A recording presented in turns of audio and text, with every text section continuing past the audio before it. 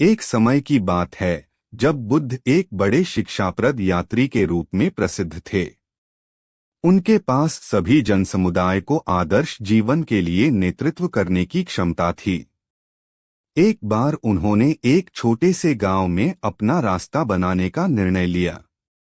उनके आगमन के समय उन्होंने एक युवा व्यक्ति को देखा जिसने अपने पिताजी के साथ एक पेड़ के नीचे अपना छोटा सा ठिकाना बनाया था।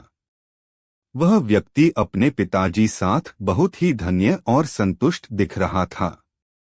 बुद्ध ने यह देखकर उससे पूछा, मेरे प्रिय, तुम इतने खुश क्यों हो और क्या रहस्य है जो तुम्हें इतना शांति और संतुष्टि देता है? युवा व्यक्ति ने कहा, भगवान, मैं इस वन में अपने पिताजी के साथ रहता हूँ और इस छोटे से ठिकाने को अपना घर मानता हूँ। यहाँ पर्यावरण में इतनी शांति है, मैं अपने आप को पूरी तरह से प्रकृति से जुड़ा हुआ। युवा व्यक्ति ने कहा, भगवान, मैं इस वन में अपने पिताजी के साथ रहता हूँ और इस छोटे से ठिकाने को अपना घर मानता हूँ। यह पर्यावरण में इतनी शांति है कि मैं अपने आप को पूरी तरह से प्रकृति से जुड़ा हुआ महसूस करता हूँ। यहाँ मेरे पिताजी के साथ बिताए हुए समय में मैंने जीवन की सच्चाई को समझा है। मैंने यह जान लिया है कि संतुष्टि स्वाभाविक होती है और हमें अपने पर्याप्त होने के लिए खोजने की आवश्यकता नहीं होती है।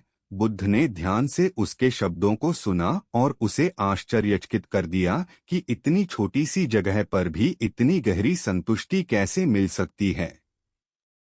उन्होंने युवा व्यक्ति को धन्यवाद दिया और गांव के आगे बढ़ते हुए उनका मन उत्साहित किया। बुद्ध गांव में पहुंचते ही उन्हें एक बड़ी भीड़ ने घेर लिया। लोग बुद्ध के आशीर्वाद और शिक्षाओं के लिए तड़प रहे थे। वे सभी चाहते थे कि उनका जीवन सफल बने और वे सुखी और संतुष्ट रहें। बुद्ध ने सभी को शांत करके एक गड्ढे के पास खड़े हो जाने को कहा। उन्होंने सभी को ध्यान दिए रहते हुए कहा, मेरे प्यारे शिष्यों, जैसे यह गड्ढा हमारी चिंताओं, आकुलताओं और अस्वस्थ मन को प्रतिष्ठित करता है, ठीक वैसे ही संतुष्टि हमारे जीवन की गहराइयों में छिपी होती है। हम अक्सर अपनी संतुष्टि को बाहरी सामग्री और सुख भोग में ढूंढते हैं, लेकिन वास्तविक संतुष्टि अंतर्निहित होती है। यह आपके अंतरंग स्थिति और मन की शांति पर निर्भर करता है। बुद्ध ने अपनी शिष्यों को बताया कि संतुष्टि एक आंतरिक अवस्था है जो हमें भारिताओं और अभावों के साथ स्थिर रहने में मदद करती है।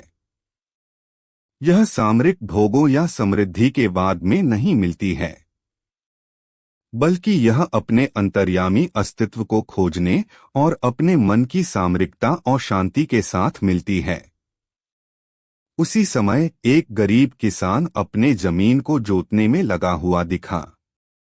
उसके पास केवल थोड़ी माटी, एक हल और अपार मेहनत की जरूरत होती थी, लेकिन उसकी आंखों में एक संतुष्टि की चमक थी। उसने बुद्ध को देखते हुए कहा, भगवान, मैं यहाँ पहाड़ी क्षेत्र में एक गरीब किसान हूँ, लेकिन मेरे पास सब कुछ है। मेरे जीवन की सत्यता यहाँ है और मैं यहाँ की सुंदरता का आनंद लेता हूँ। बुद्ध ने उसे मुस्कान देकर कहा, तुम बहुत धन्य हो क्योंकि तुम्हारी आंखें और मन वास्तव में संतुष्टि का स्रोत हैं।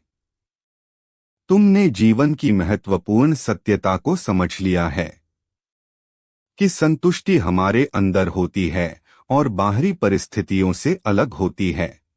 इस गाथा के माध्यम से बुद्ध ने दर्शाया कि संतुष्टि खुद को और अपने आसपास के जीवन के माध्यम से प्रकट करने का एक मार्ग है।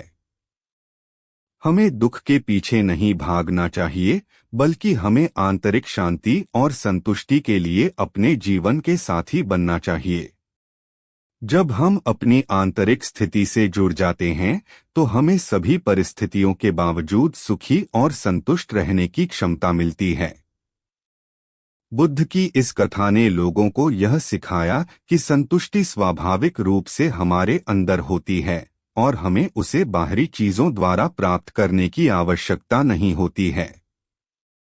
यह एक मार्गदर्शक कथा है।